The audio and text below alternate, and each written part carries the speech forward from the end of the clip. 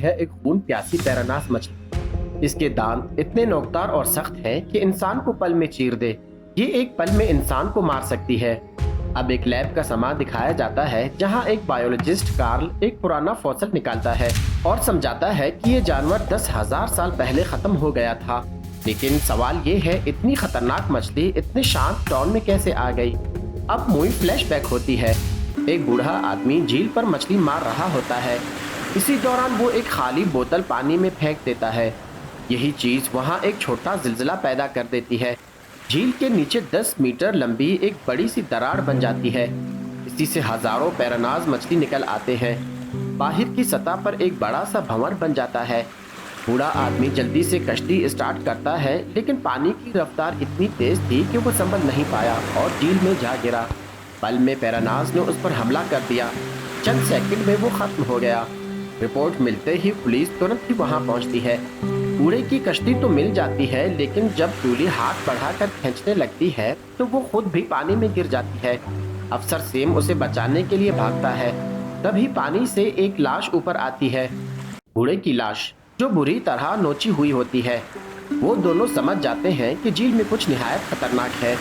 अगले दिन पीटर और जूली एक सोनार मशीन लेकर आते हैं और दरार का पता लगाते हैं। दो रिसर्चर्स डाइविंग सूट पहनकर अंदर जाते हैं। वो एक तंग सुराख के पास पहुंचते हैं जहां उन्हें कुछ लंबी लंबी शफाफ शेड दिखाई देती है। असल में वो पैराना के अंडे होते हैं। जैसे ही एक रिसर्चर उन्हें छूने लगता है, अचानक कुछ काट लेता है।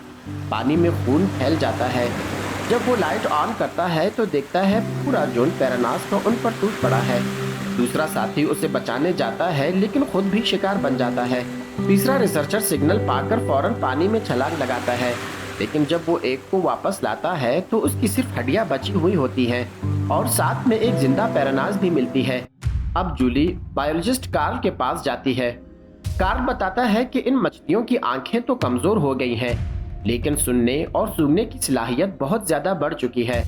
अब ये मछलियां और भी ज्यादा खतरनाक हो चुकी हैं। जूली को याद आता है कि आज शहर में सालाना वाटर फेस्टिवल है। मेले की जगह लोगों से भरी हुई होती है। पुलिस लोगों को खबरदार करती है, लेकिन आवाज इतनी ज्यादा होती है कि कोई सुनता ही नहीं। सेम फायर करके सबको खबरदार करता है, मगर लोग डर के मारे पानी में कूद जाते हैं। कुछ तो डांस करने लगते हैं, म्यूजिक और भी ज्यादा तेज कर देते हैं। जूली लाउड स्पीकर से समझाती है, मगर अब तक बहुत देर हो चुकी होती है। आवाज की तरफ पैरानास खींच आती हैं। स्टेज टूटकर पानी में गिर जाता है। पीटर फौरन स्पीड बोट से गन निकालता है और शूट करने लगता है। सेम उनको बचाने की कोशिश में प्रोपेलर निकालता है, लेकिन पैरानास भीड़ उन पर भी चढ़ जाती है। जब सब कुछ खत्म होता है तो हर जगह लाशें, खून, कटी हुए हाथ पैर और चीखों की गूंज बाकी रह जाती है। जूली जख्मियों की देखभाल कर रही थी, तभी अचानक उसे अपने बेटे जैक का फोन आया। जैक ने घबरा कर बताया उन पर भी पैरानास का हमला हो गया है। ये सुनकर जूली का दिल दहल गया। उसके 3 बच्चे खतरे में थे। वो तुरंत ही पीटर के साथ दौड़ती हुई वहां पहुंची। दरअसल कुछ देर पहले जैक अपने छोटे बहन भाई के साथ एक याट पर दोस्तों के साथ झील में मजे करने गया था, लेकिन याट अचानक पानी के नीचे छुपे पत्थर से टकरा गई। 2 लोग पानी में गिर गए और पैरानास का गौल उन पर टूट पड़ा। पलक झपकते ही एक महिला को चीर पाड़ कर खा गए। एक आदमी जैसे तैसे बच के पानी की सतह पर आया और याट की तरफ तैरने लगा। याट पर खड़ी महिला ने उसे बचाने के लिए चप्पू बढ़ाया, लेकिन पैरानास ने तब तक उस पर हमला कर दिया। हालांकि वो आदमी वापस याट पर चढ़ा लिया गया, मगर उसकी निचली धड़ सिर्फ हड्डियों और खून का गोश्त बन चुकी थी। कुछ ही देर में वो खून बहने से मर गया। लेकिन कहानी यहीं खत्म नहीं होती। केली याट के कैबिन में फंस चुकी थी और पानी तेजी से बढ़ रहा था। उधर पैरानास कैबिन में घुस चुके थे। केली बस ऊंची जगह पर खड़ी होकर चीख रही थी, जैक मुझे बचाओ। जैक ने स्काई लाइट खोलने की कोशिश की, मगर वो जैम हो चुकी थी। तभी जूली और पीटर वहां पहुंचे। चट्टानों से टकराने की डर से वो कश्ती कुछ फासले पर रोक दी। जूली ने एक रस्सी फेंकी। जैक ने उसे बांधकर उस पर चढ़ना शुरू किया। जूली को पता चला कि कैबिन में अब भी कोई फंसा हुआ है, मगर स्काई लाइट जैम थी और दूसरा रास्ता पानी में मुकम्मल डूबा हुआ था। कैबिन पैरानास से भरा हुआ था। अभी के लिए जूली ने तय किया कि पहले महिला और 2 बच्चों को रेस्क्यू किया जाए, फिर केली को बचाने की कोशिश करेगी। लेकिन उससे एक बड़ी भूल हो गई। चारों एक ही साथ रस्ते पर चढ़ने लगे। रस्सी पानी की सतह के करीब झुकने लगी और सामने वाली महिला पर फौरन हमला हो गया।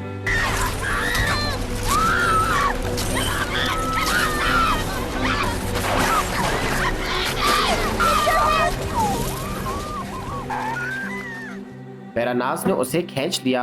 वो जोर जोर से हाथ पैर मारती रही, लेकिन थक कर पानी में गिर गई और उसे बुरी तरह चीर दिया गया। ये मंजर देखकर बाकी लोग तेजी से दूसरी तरफ चढ़ गए। 2 बच्चे महफूज जगह पहुंच गए, लेकिन तभी रेलिंग टूट गई। खुशकिस्मती से पीटर ने फौरन इंजन चलाया और जूली को खींचकर बचा लिया। अब उधर केली के पांव तक पानी आ चुका था। पैरानास गोल घूमने लगे। केली ने फ्राइंग पैन से उन्हें मारना शुरू किया। जैक ये सब देख रहा था। माँ के पास नहीं गया, बल्कि रस्सी खोलकर खुद को बांध दिया और एक जबरदस्त प्लान बनाया।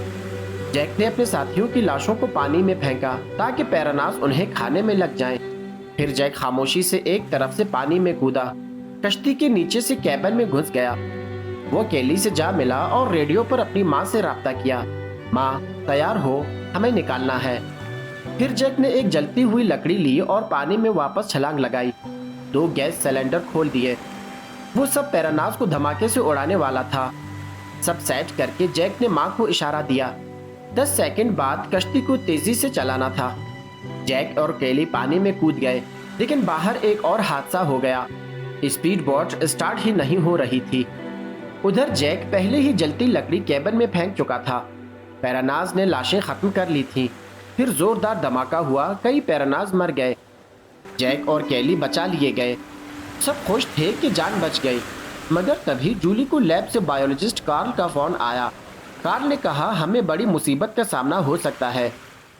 जो पैरानाव वो लोग वापस लाए थे, उनकी रिप्रोडक्शन ऑर्गन पूरी तरह बनी ही नहीं थी, और जिन पैरानाज ने हमला किया वो सब तो सिर्फ कम उम्र बच्चे थे।